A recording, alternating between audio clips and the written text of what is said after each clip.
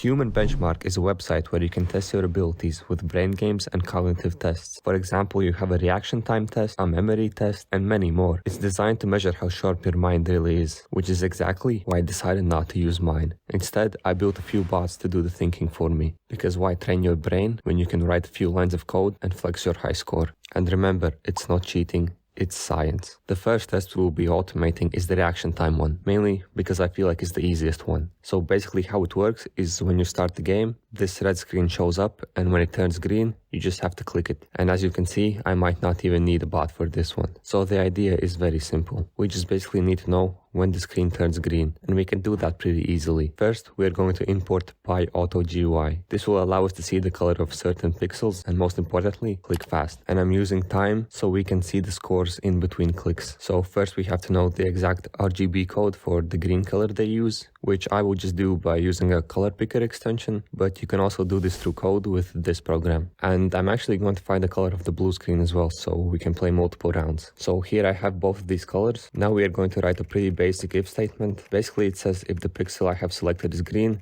just click on that pixel. Then we are going to make a pause so we can see the reaction time, and then click again to go to the next round. Now that I think about it, we don't even need to know the blue color. And I almost forgot, but we need to put this in a while loop so it keeps repeating. And let's test it. And boom, it works. That was surprisingly easy. And if we look at our time and then this sexy bell curve, we can see we are pretty fast compared to humans. So next we will move on to the aim trainer. How this works is quite similar to the reaction time one. We just have to click on certain spots, not just anywhere on the screen. And again, I killed it. Now again we will import time and PyAutoGUI. Now first we will again get the color of where we have to click, and in this case it's this target. Then we will make a variable named target color and put in the color code. Then also, instead of scanning your entire screen, we tell it just to focus on the part where the test happens. So we can scan for the color faster. Every nanosecond counts. Scanning for Mexicans. So for the region, we need to find the X, Y, width, and height. And we can do this by just running this line of code. And as you can see, we can see the coordinates of our mouse pointer. And now that we have the region, we can just delete this. Now here's the fun part. With some for loops and a little bit of help from a friend, the script takes a screenshot of the area over and over again and looks through it in a grid, but not every single pixel, just every 10 pixels to keep it quick. When it spots a pixel that matches the color of the circle, it calculates where the pixel is on your actual screen. Then it moves your mouse instantly on that spot and clicks, reacting faster than any human could. After it clicks, it stops scanning the screenshot and takes a fresh one to look at our next target. Also, I will put a 5-second pause before it starts so you can switch tabs to the test. And as you can see, it works.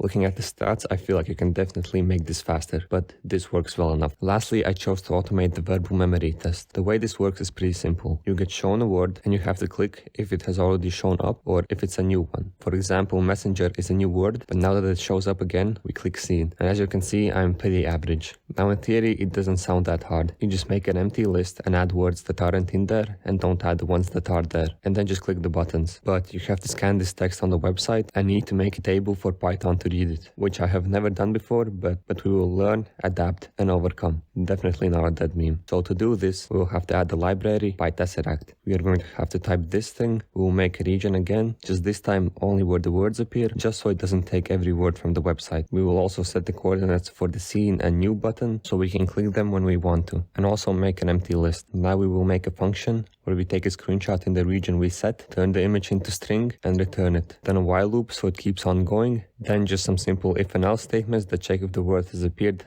and voila, let's test it, and it works perfectly. In theory, it can go on forever until my computer or the website explodes. And it was surprisingly easy to read text from websites. I thought it would be harder, but that just proves that we live in amazing times. So that's it, but also a big shout out to Cold Bullet Days Off. When I had this idea, I searched it up on YouTube to see if anyone else has done it, and he has multiple videos on this, so go check him out. Shout out to ChatGPT for helping me when I was stuck, and most importantly, thank you if you have made it this far into the video. So thanks for watching. I would appreciate it if you liked and subscribed, and also let me know if you want me to do this with the rest of the games. Hopefully, see you soon.